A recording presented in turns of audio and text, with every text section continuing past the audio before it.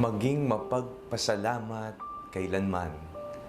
Ako po si Father Fiel Pareha at ito po ang ating segment, ang Daily Devotion, na kung saan tayo po ay magdarasal, magbabasa at magdinilay kasama ng salita ng Diyos sa buong taon.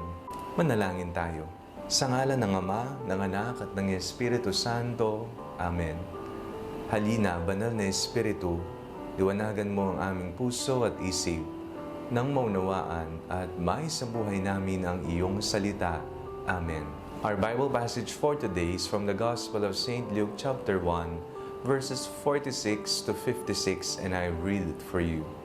And Mary said, "My soul magnifies the Lord, and my spirit rejoices in God my Savior.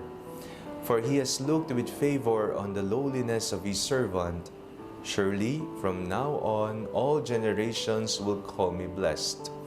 For the Mighty One has done great things for me, and holy is His name.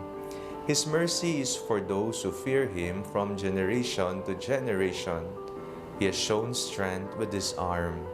He has scattered the proud in the thoughts of their hearts. He has brought down the powerful from their thrones, and lifted up the lowly.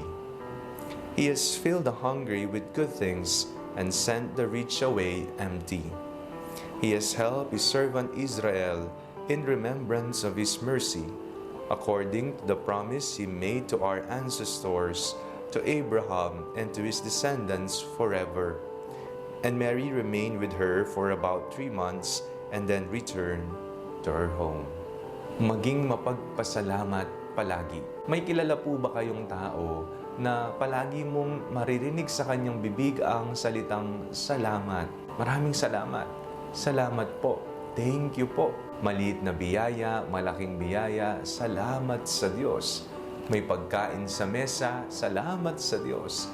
May trabaho araw-araw, salamat sa Diyos. Ligtas na nakakauwi sa kanilang tahanan, pumapasok sa paaralan, salamat sa Diyos. Pagkagising sa umaga, bagong buhay, bagong pasimula, humihinga pa, salamat sa Diyos. Tayong mga alagad ni Kristo ay mga tagasunod na palaging nagpapasalamat. Nagpapasalamat kanino? Nagpapasalamat sa isang Diyos na walang tigil sa pagmamahal at pagbuhos ng mga biyayang ating kinakailangan araw-araw. Sa ating pong binasang Ebanghelyo, napakinggan po natin ang awit ni Maria, ang Magnificat. Isang awit ng panalangin ng papuri at pasasalamat sa Diyos. Sabi nga ni Maria, "My soul magnifies the Lord, and my spirit rejoices in God my Savior." Yung kaluluwa niya talaga namang walang humpay sa galak, sa tuwa,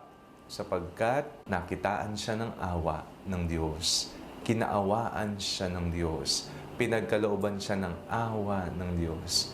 At hindi lamang si Maria, bagkus pati na rin ang mga salin lahi, mga nauna sa kanya hanggang sa susunod na henerasyon. Ugaliin po natin ang magpasalamat. Napakaraming bagay ang kailangan nating ipagpasalamat. Minsan nakafocus tayo sa mga mali, sa mga problema, sa mga pagkukulang o maging sa ating mga kahinaan. Pero sa katunayan, napakarami palang bagay na kailangan maging galak tayo, maging masaya tayo, na magtutulak sa atin upang pasalamatan ang Diyos araw-araw ng ating buhay. Kagaya ng Birheng Maria. Manalangin tayo. Panginoon, maraming salamat po sa lahat ng biyayang inyong ibinubuhos sa amin at sa aming pamilya. Nawa, kaawaan mo po kaming palagi upang ang aming kaluluwa ay mapuno palagi ng iyong awa at galak. Amen. Sa ngalan ng Ama, ng Anak at ng Espiritu Santo. Amen.